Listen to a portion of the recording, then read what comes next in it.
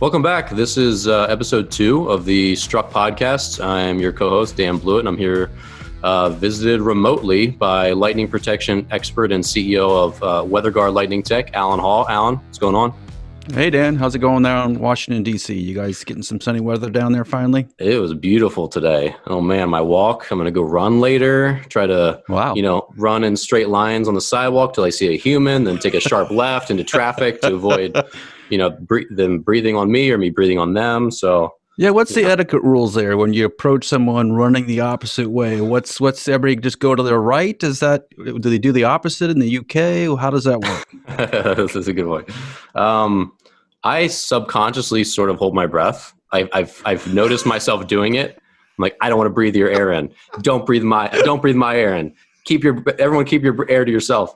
But also, you can just see the subtle movements of people just starting to get out of your way. And sometimes it's not subtle, and that's fine. Like, no one's getting offended. I think people are friendlier. I mean, I think I'm like giving people a nod. People are making eye contact with me. Like, we're all like, hey, thanks for staying 6 feet away. Like, we appreciate each other. There's like a kind of vibe from that, which isn't surprising. Like, I feel like most Americans and most people around the world right now are in this, we are in it together. Like, we understand the rules. Like, I'm going to stay away from you out of respect and, do the same. And so there is that kind of feeling here in the city, which I think it's kind of nice. There's a little bit of a neighborly feel to it, which is good. Well, you're kind of in an epicenter, as we keep hearing on the news. Very diverse city. Obviously, the center. I mean, it's the capital of the United States. So, yeah, we don't have that many cases yet, though, which is good. It seems like there's only in the 300s, maybe. So, well, that's not bad for a city of that size, quite honestly. And obviously, New York City is really taking the brunt of it right now. Just the cases there are scary. Yeah. I mean, of course, DC, I don't know the population here, but DC's not a big city. There's a huge metro area. Like, it's an epicenter. Suburbs. The traffic is disproportionately large to the population. But I think there's only maybe 700,000 is the DC population. Officially in the district? Is that what it is? It's not a very large area. It's not. It's a very walkable city. Kind of like a 3-mile radius is kind of what I would say. I mean, it's nothing like Chicago, which was sort of my epicenter living in Illinois the last 10 years, where, I mean, Chicago is very big. And of course, New York Massive. Is so much bigger than that. Yeah. But yeah, so it's been interesting. Just are people wearing masks down there? So are you seeing anybody jogging with a mask, or is it pretty much just you're keeping your distance? And so I've seen more masks in the last 3 or 4 days than I've seen in a long time.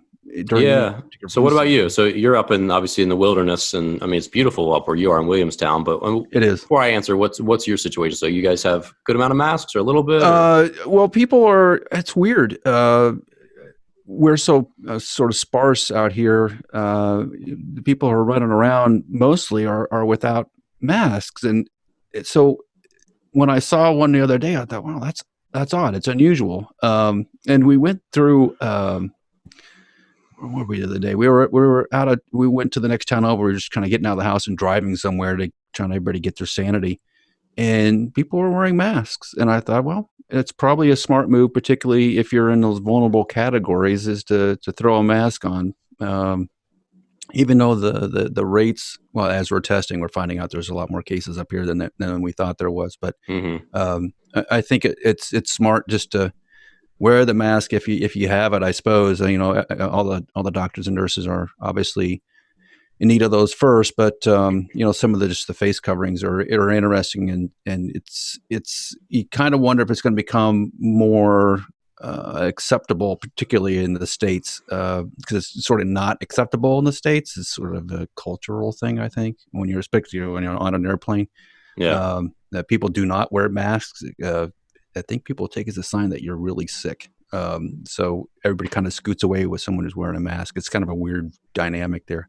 So I kind of wonder if that's going to change over time, just because we're all interconnected. We're all traveling across the world all the time anymore. It doesn't take any time for any sort of disease to travel. Yeah. I mean, so to answer your question, I'd say most people are not wearing them, but there's a good amount where you notice it consistently. I mean, if I'm walking in an area where there's, a bunch of people around, which I'm not in areas like that often, but if I'm, walking down the sidewalk and I see people across the street or the grocery store, there's a good percentage of masks, and I couldn't tell you what it is. It's probably less than you'd think, but you notice them all. So you sort of like pick up on them, but it's maybe 10%, 20%. But in a grocery store, that's 30, 40 people. Yeah, or right. whatever. It is. Yeah. So, don't you think that's a sort of an American cultural thing not to wear it? It seems unusual because I think in some countries it's more accepted. Yeah, and in, I don't know if it was this year or in past, because I know I'd noticed some Asian Americans or just Asian, whether they're just tourists or whatever. I'd noticed people wearing masks, before this epidemic or this pandemic, whatever you're calling it. But just at various times, whether it's flu season, the only person you would ever see wearing a mask would be an Asian person. And maybe that was obviously like with the SARS outbreak. I mean, it was a very serious problem, so that made a lot of sense. Smart, yeah, it's totally smart. DC is a very diverse city. Yeah, it is. People and there's no difference here of who's wearing them. You're white, black, Asian. It doesn't matter. Everyone's there's no difference, and it's just. I thought about the other day. I'm like, should I wear a mask? How would I feel about wearing a mask? And I felt weird about it, but at the same time, you're just trying to protect yourself. Of course, I have no access to anything. I was super excited. I bought bleach last night.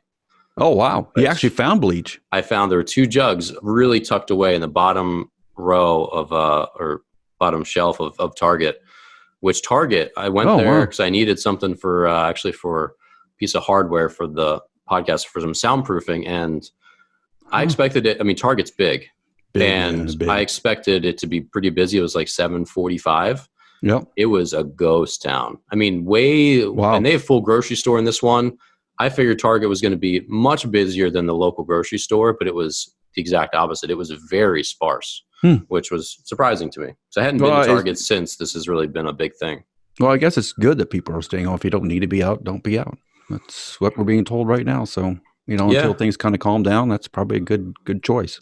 Yeah. And yes, that's true. I mean, and every store is different in their protocols. So I personally, I think a lot of people everyone has to some extent, like your personal brands, like just brands that you would choose over, whether it's your brand of cottage cheese or the type of shirts you buy, whether you're Nike or Adidas shoes, whatever. Yeah. But like Costco, I really just respect their company, their leadership, like the way they price things, just the quality of their foods. It seems like they take care of their employees. Yeah. That's true. So I went to Costco. I jumped on the metro a week and a half ago, went to Costco, and everyone's like, "You're going to go to Costco?"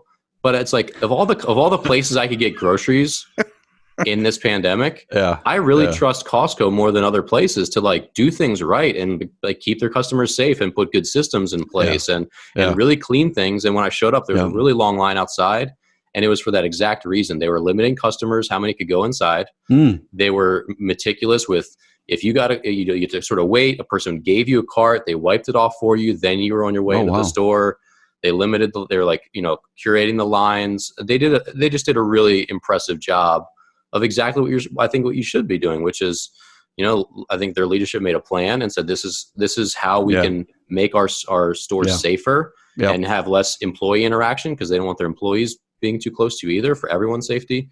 So like, they're one of those companies that I think that just, and I'm not saying other companies are doing this too, but it was very organized, very systematic, very well thought out. I felt like when I went to Costco, and they're like, "Oh, don't go there," but you had enough space. They had a really good stock of things, and outside, and this was another thing they did. They had a big whiteboard outside, and it said, "Here's things we don't have in stock, and here's what we do have in stock." Oh, brilliant! So you don't have to go in there if you need toilet paper and they don't have it. You're going to see it right outside. And you don't have to bother. Not wasting your time. So I was really impressed with them, and I think a lot of companies are really working hard to try to just get customers what they need as safely as possible. So, well, I saw that today with some of the airline things that are going on, because there are some airlines that are still flying and obviously unlimited capacity, and the effort they're going through to make sure the airplanes are clean and the pilots and the crew are in safe conditions, right? So they've established procedures, so they're trying to keep everybody distanced. They're doing cleaning techniques and clean the airplanes and that kind of thing. I was surprised at the level of detail there, that at least in this one particular airline I saw. because they were taking everything into consideration, and it's similar to things I've seen happen on subways actually, and you don't think about how much effort it takes to clean an airplane, but it takes a lot of effort to Ugh. clean an airplane. There's a Yeah. lot of surfaces there. Obviously, I know there may not be a lot of passengers, but still, it doesn't really matter. You're going to have to clean it all, Hmm. and it was a really fascinating to watch how quickly the airlines had responded to that and were able to put measures in place. The other thing that's obviously happening is they're parking a lot of airplanes, and I saw it down in Tulsa, Oklahoma today. I think it was wasn't United, it was American. American was parking airplanes on the tarmac of the runways, uh, just to keep the airplanes, someplace warm and safe while everything's Hmm. going on. And it's sort of depressing to see the number of airplanes parked, but it's sort of encouraging in this sense. They're not parking them out in the desert and going to put them away permanently. They're Yeah. intending to bring those airplanes back. So a couple of weeks, hopefully, we can be back and running. Obviously not at full strength on the airlines, and there's going to be a little bit of hesitancy to do that. But there's hope coming. Hopefully, in the next couple of weeks, we can see a big difference. And obviously, everybody keeping their distance from one another now, it's going to make a big difference 2-3 weeks from now. Yeah. Yeah. And it's, with all the public transportation. So, the metro is something that, my sister personally would be like, don't take the metro. I'm like, okay. But the metro is such a ghost town that I walk down, don't touch a single thing, touch my metro card to the scanner. Right. Lets me through the gate. I stand there, don't touch anything. I get in my car. I'm the only person in that car. I sit down, the doors open and close for you, get off. And I've gone through my metro ride without it's like not even close to having interaction with a human, and it's, that's not like every mode of public transportation. I watched a city bus go by the other day, and it was 2/3 full of people. And I'm like, not doing that. Yeah. Buses are going to be hard. But I remember when I was recently flying across the country, I took Southwest Airlines, and it's one of those things you don't really pay attention to. You start thinking about it. And I realized, like, I'm not interfacing with a human here, hardly at all, until I get through TSA. Yeah. I don't really interact with a human. I can in fact, I can bring all my stuff in on my phone, so I can have my boarding pass on my phone. If I don't have any luggage, I can go right to the gate. There's really no human interaction or exchanging, or like it used to be in the past. So there's paper, you had paper here, paper there. All that's changed a lot. And I think, well, we're probably going to see more of that, quite honestly, as we go forward. That less exchanging of things between humans is one way to cut down on some of this viral spread. And if we just design the systems a little bit differently, we can cut down on some of the contamination that's going on. So it's going to be interesting to see. It really is going to be interesting to see. Well, and you wonder what if some of these just general human interactions, like greetings, like handshakes, are they going to come back? Are people going to be shaking hands? Say this is all mostly over and done with, life back to normal, say just arbitrarily in July 1st. In August, are people going to be shaking hands? Probably. No. It's reflexive, but maybe not. You never know. I guess it depends on the situation, right? In the United States, it's really a cultural thing, but in other places of the world, it's not. So, cultural things come, cultural things go with time, depending on the outside environment. And this is one of those things that's probably going to change that. I think, obviously, as we're all raised as kids in the States, that's one of the things, have a good handshake, right? That's for sure. Job interviews is like, have a good handshake. Why that makes a difference and not my resume, I don't know. But what if you have a really firm handshake, but then you immediately pull out hand sanitizer afterwards? Well, where does that get you? People used to be criticized for that. Quite honestly, there was politicians that were criticized for doing that, and some business leaders were criticized for doing that. But if you think about it from their point of view, is that if you're interfacing with 100,000 or 1,000 people at a conference or something like that, you pretty much any disease in the world is probably going to be on your hands. And you don't want, if you want to remain somewhat healthy, you probably got to, washing your hands is probably the best thing. And then, putting hand sanitizer on is probably a decent second. But in some cases, years ago, it used to be sort of insulting. I don't think that's insulting anymore. I think that's going to be more of the norm. You're going to see a lot more of the Purell things and a little hand squirter things that are out and in the restrooms and that sort of thing to, if it knocks down the virus and it saves lives, then yeah, we should be doing it. Yeah, Totally. for sure. Speaking of things that vaporize things, lightning. So, well, one of the topics we want to cover today is like just kind of like the bare bones, how much energy is in a typical lightning strike that a plane or helicopter or blimp or say the Oscar Mayer Wienermobile is driving down the highway and gets struck by lightning. How much? I saw that last summer. Yeah. How much lightning is going in the Peanutmobile? Yeah. So what are the typical strikes that any any aircraft is going to take? Yeah, so the FAA requirements are interesting because this concept came up again last week at the design project that I'm working on of energy density and how much energy is in a lightning strike and how do we best mitigate it. So I used to work at a lightning test lab down in Pittsfield, Massachusetts. It was formerly called Lightning Technologies. It's called National Technical Services, NTS, now. But so when I worked in the lab there, one of the common questions was when we had a visitor come in to run some testing was, well, do the lights dim when you turn on the generator? Well, no, they don't actually. And I haven't really never thought of it that way, but there's not that much energy, total energy in a lightning strike, particularly when we're trying to recreate it in a lab. It doesn't require additional power feeds from the power company. The lights don't dim. None of that happens. It's a measure of how fast you take that energy and discharge it. That's where the power of lightning comes from. So that if you have a big bucket of energy and you spread it out over time, that amount of energy is not going to do much, right? But if I jam all that energy into a very small space in a very fast amount of time, short amount of time, that's when things get explosive. So that's the kicker for lightning, and getting that concept of it may not be huge buckets of tons of energy, but we're putting it into a very small space. And depending on how we design our aircraft parts, it has a lot to do with how much damage they will see. So a sort of a good rule of thumb in companies that come in that haven't done a lot of testing or have a lot of experience with carbon fiber. Carbon fiber in particular is a sort of a little bit of a treacherous design exercise because carbon fiber is resistive. But when you make carbon fiber structures, if you don't paint it, if you strike it with lightning and it's not painted, it'll do pretty well, actually, because the lightning energy actually spreads out over the surface of the part.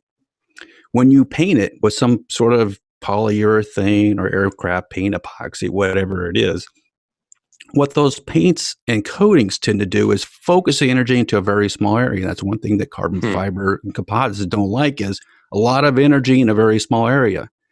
So what we do for composite airplanes in particular is we end up putting some metal foils or in some cases what we call interwoven wires in the carbon fiber, and I'll talk about that in a minute. But essentially what we're trying to do is spread the energy out over a larger area. Now, this has sort of implications on the size of the airplane, right? So if I'm building a large, let's just call me company B, and I'm building a large transport aircraft that's going to hold 200 people, that aircraft's going to be fairly good size. So any sort of carbon fiber structure I design there, because the structure is big and weighty and massive, there's a lot of carbon fiber there. And from a lightning standpoint, it doesn't really matter all that much what kind of coatings are put on it because the structure is so thick. So the carbon fiber can handle it. When I build a small airplane, like a small jet, like a small business jet like you see today, or some of these light transport things that are popping around, sort of self-guided things that are going on, those are much lighter, thinner structures. I mean, maybe built out of carbon fiber typically. And the energy density is strong there. So because the structures are much, much thinner, any sort of coating you put on it has a lot to do with how much damage it takes. So when you see a big airplane get struck by lightning, you think, wow, that's a decent amount of damage. If you put that same amount of damage into a much lighter structure that's used on a smaller aircraft, it causes a much bigger damage area. And that's the trick. So when I get a design project and it's on a big aircraft, like, oh, this is easy. When I get a small aircraft, like a 3-person, 4-person kind of airplane, it's made out of some Carbon fiber, I know it's going to be a long haul just because of that reason. Yeah. And is there any way to get around? So, I mean, can you, obviously you can't have all these carbon fiber parts uncoated because I'm sure they're just going Right. to erode and just suffer a lot of effects with just UV weather. light. Yeah. Yeah. Yeah. But is there what balance can you kind of find there? In terms of the materials? I mean, as far as like, can you leave them more unpainted? Is there some sort of alternative coating or like what? Yeah, there's a number of different things that we do that are standard. Probably the most common one is what we call expanded metal foil. So these are thin foils. They may be a couple thousandths of an inch thick, and they're perforated. And the reason we perforate them for a couple of different reasons, but it allows it to be able to glue it onto the airplane, and it allows it to be a little more flexible. That material actually is a derivative of things they use to make capacitors with. So if you look out on your power pole out in the street, you probably have a canister out there that's full of this expanded metal foil in a big coil to make a capacitor. That's what it's used for the most part. But they use it on airplanes too because it does put some conductivity back into the airplane. So expanded metal foil does a good job of helping to spread out the lightning energy and kind of keep it out of the carbon fiber a little bit. The other thing that it does is when lightning energy hits it, because it's so thin, it's only a couple thousandths thick, it tends to vaporize. And when it vaporizes, it actually explodes the paint off around it. It gets about probably a 12-inch diameter area where the paint has been just exploded off. And the lightning energy just it reaches over that area, and you get less localized damage. It's going to spread over a large area. That's the most common one. One of the lightest weight ones, and airplane, everything is about weight, is interwoven wires. And interwoven wires are originally started off as 4 thousandths of an inch diameter wires that are woven with the carbon fiber fabric. So as you actually make the carbon fiber fabric, you put these little wires in, and there's about 10 or 12 wires per inch. So it makes this like metal grid if you look at it. Mm-hmm. And the thing about that was, and that was developed on the Lear fan. And the Lear fan was an early composite. It wasn't a jet. It was a pusher propeller airplane. And the same technology was then used on the Beech Starship. But essentially you got these little metal wires that are woven into the carbon fiber. And when lightning hits that, those little metal wires expand. Well, they're made out of aluminum typically. They expand, and they tend to, and then eventually they do melt and vaporize out. So what happens is you get a grid of exploding aluminum wires that shoot out.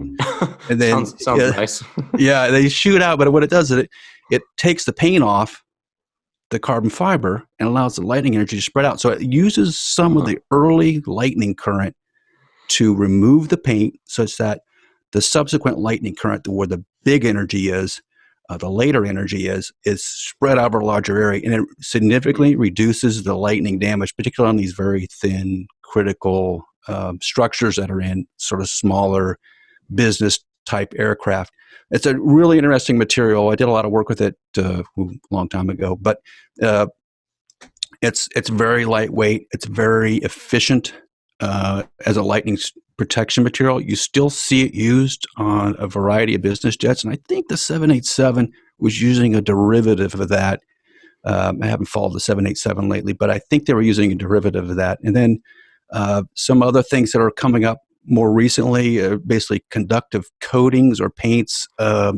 They seem to be getting a little more of the market share. There's some advantages to basically when the airplane's done, painting with something conductive and then putting a top coat of paint on it and calling it done. There's advantages to that. Simplicity, obviously, be able to control it a little bit. The problem comes about sort of later on is how do you repair it, right? So if I scratch it, do I have to take the top coat of paint off to get into to fix this stuff? It's all about the repair side, and there's never a great answer for any of this stuff. Quite honestly, if you take a lightning strike, it's going to be expensive to fix. Period. Yeah. But it's all about training, and if I'm out in a remote part of the world and I've got this very unique coating on the airplane, can I get it fixed? Does the maintenance depot I'm at know how to do this? Probably not, right? So that's where things like expanded metal foils come in, because pretty much anybody can do it anywhere with a little bit of training. So it's kind of a trade-off. It really is an interesting trade-off that's going on now. Yeah. So two thoughts popped into my mind as you're talking about that. So on the repair side, so did you finish what is his name? The book is called Every Tool's a Hammer. It's by Adam Savage. Did you finish that audiobook? Yeah, I did actually. Yeah. I really liked it. It's interesting. Yeah. Yeah. So one of the things he talks about, and this was so if you're not familiar with Adam Savage, he is one of the two Mythbusters. He's the guy. Jamie's the bald one. Adam's, I guess the not bald one. The not bald one. I'm trying to think of his hair color. I guess he's kind of red. It's red, isn't it? Yeah. But anyway, so Adam Savage's book is called Every Tool's a Hammer, and he just talks about creating things, and he covers glues and fasteners. And so one of his later chapters, he's talking about fasteners, and he's talking about because he makes like reproductions of all these different movie props, because that's like what he nerds out on. And he was talking about this this device from the movie Hellboy. It was yes. What he was talking about is the mecha glove, I think maybe it was called. Yeah. But he was referencing it and saying, like when you're choosing fasteners, you could rivet it, you could glue it, you could weld it, you could bolt it. And he's like, these are important questions, and this is tying back to you talking about repairs. It's like when you're building this, if it gets damaged, what fasteners did you use, and how do they affect how you're going to repair this? Because if you just make this all out of the factory and it's all pressed together and welded together and glued together, if it suffers damage, the whole thing's going in the trash. And he was talking about how one of his like reproductions, and it might have been that crazy Hellboy glove thing. He was saying how like when we got deep into the design, we had used all like bolts, and we could completely disassemble it. He said if we hadn't done that, he would have been like completely screwed at one point when he like snapped off a part, or like something broke in the assembly. So it's just like an interesting, when you're exactly talking about, it. No, it's exactly it. When we're all designing airplanes, one of the more, especially on a larger airplane where you're going to be a lot of maintenance on it because it's going to be flying for 30, 40 years probably, is the maintenance aspect, and how can you repair it? And is it something that you can repair? Obviously there's theoretical repair and there's actual repair. The theoretical repair is like, the theoretical repair is like, there's a bolt there. If I just loosen this bolt, it's all going to come apart and fix it. The actual repair is like, can I get my fingers and my tools in this area to physically get that bolt out? Yes or no? Don't get me started on that. I used to repair cars in high school. Some of the most angry I've ever been was trying to dislocate my elbow to get down into the engine bay to get this one bolt out. And you're like, good grief. Airplanes, we have a place usually every airplane has a place called the hell hole. And the hell hole is a place where it's just crammed and there's no place to sit in there. So you're kind of like leaning on, or got your knees on equipment and it's hot and you're working in the dark and you're trying to fix things. There's always a hell hole in an airplane, and for whatever reason, we haven't gotten away from that. It's like a rite of passage for some reason. But the maintenance of those things is a nightmare. It's a nightmare. There's so many systems jammed in a small space, and it's just crazy. Yeah.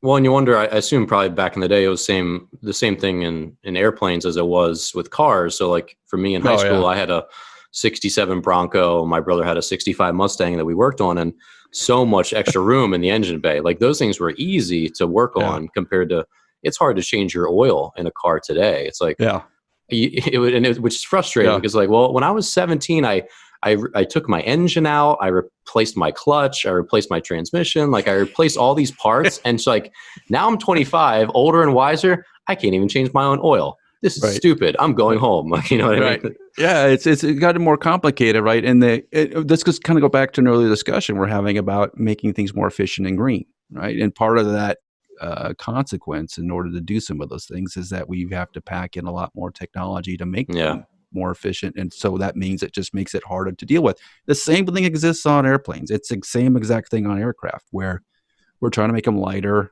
We're trying to use advanced materials. We're trying to save energy. We're trying to make it to do a lot of different things, and it's sort of the thing that gets left out is how am I going to fix this thing? And that gets back to even things like on lightning strike damage. one of the things of lightning strike damage I say to all companies all the time is, okay, cool, this design works. How the heck are we supposed to fix it when it takes a lightning strike? I just want everybody to think about that for a second, because if we're in Anchorage, Alaska, and I take a lightning strike and it's July, how long is this airplane going to sit in the tarmac before he can get it fixed? Because that's the reality of the situation, right? And Anchorage, Alaska is probably an easy place to get things fixed today because we fly everywhere in the world. So it's sort of a deep take and pause a minute. Like, yeah, I can design really cool stuff, but if I can't fix it in some remote part of the world, then it's pretty much worthless. I need to go back to the drawing board and think about that for a little bit. Yep. Yeah. Well, and the other thing is you probably experienced this just the same. So one year I was driving across the country and I had to be in, I think, New Jersey, like say it was on a Friday and it was like a Tuesday. So I gave myself some cushion. It was like a 2-day drive, whatever. My car, which was getting older, paid off, whatever, in the middle of Zanesville, Ohio. So kind of middle of nowhere. Yeah, okay. I hear a screeching sound. Start seeing, I can't remember which meter my car or which gauge kind of dropped. So I blew a belt. I think I blew my alternator belt because my air conditioner pump seized, I later learned. So basically I'm driving and I'm aware that I have to get off the road. And if my car's just going to run out, the battery's going to run out anytime now. Yeah. It's not charging. Yeah. So I take the first exit. I am driving and this wasn't one of those good exits where you get off and you're like, oh, there's a bunch of stuff around. It's like, no, I'm just like getting onto some back road. I don't know where this is taking me. This is not good. Like, when you're really low on gas and you take an exit like that and you're like, oh no, it's gonna be 5 miles, it's gonna be 10 miles. I'm gonna have to push my car there. And so I pull up to this little, and I mean, it was like 8-inch tall grass. There were old beer cans and 30 packs of beer and 6 engines rusting in the front of this little car shop. And I walk up and I'm like, hey, is this an auto repair shop? Expecting to see some guy sleeping with his cap over his eyes. But it was a blessing because in this little shop, they were used to, it's like 2 guys and just used to kind of jury rigging things and making it work. Whereas I felt like I had ended up at a official Honda dealership. They would have been like, well, we can get the part on order. It's going to be $1,700. But these guys were like, well, yeah, that's a weird belt. We definitely don't have that, serpentine belt for your Honda, but they rigged up 2 belts and made it work. And I drove 500 miles on it. And holy moly. Wow. I that's made pretty good. I made it all the way out there. And they're like, yeah, when you get there, go get this, get the correct belt, and you need to get your air conditioner replaced or whatever it was.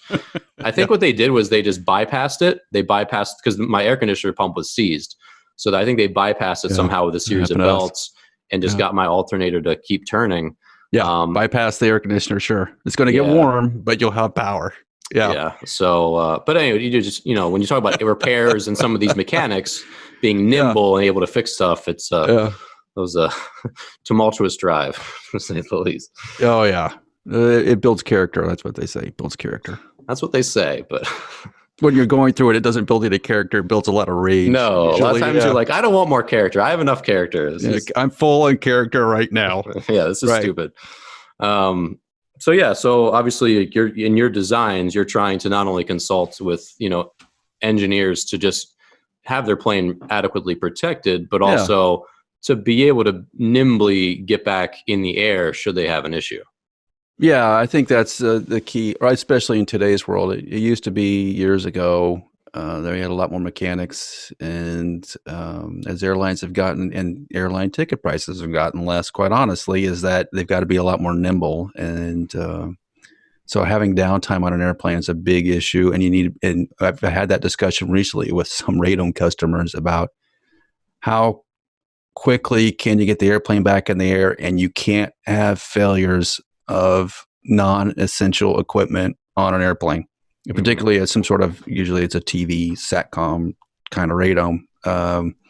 If you have a problem on a piece of non-essential equipment that grounds an airplane, the airline officials get really angry really fast because it's something that they don't need. to fly. And every missed flight, obviously over in Europe, I think there's penalties for that. They don't consider lightning strike to be one of those acts of God anymore. So, they have to pay the passengers for the delay and that sort of thing. I think that's starting to happen in the States more too.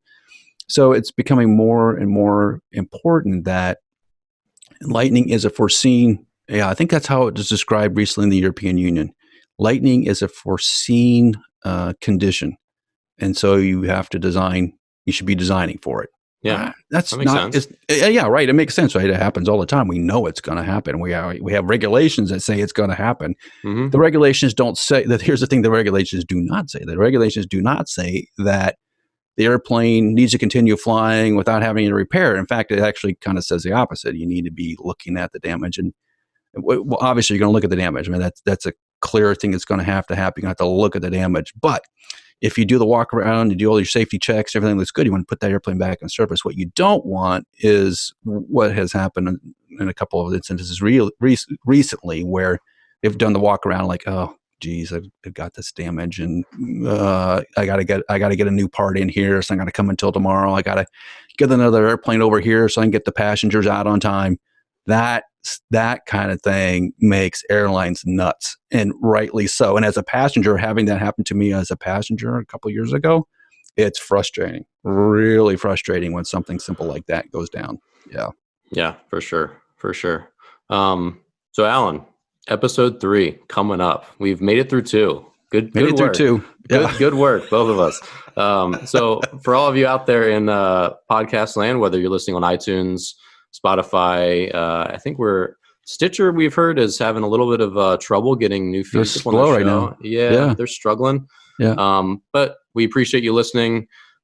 Be sure to look for us here on, again, YouTube, iTunes, Spotify, anywhere you listen to podcasts, we're going to be out there. Yep. And just be sure to, if you haven't already, check out our new updated website. So weatherguardaero.com is our website where you'll find this podcast, as well as a number of helpful lightning articles, some great videos, a lot of new content that we're putting out. So if you need help with your radome designs, if you need help with really any aspect of your lightning protection, you're going to find a lot of good resources at weatherguardaero.com. So definitely check that out. We're proud of the work we put in, and we hope it's helpful to you. And if you need something, say, hey, we'd love to see content on this topic or this topic, drop us a line, info@wglightning.com, or shoot us a message through the website, and we'll get on that. Alan, thanks so much. Thanks, Dan. Episode. Yeah, we'll catch you guys next week.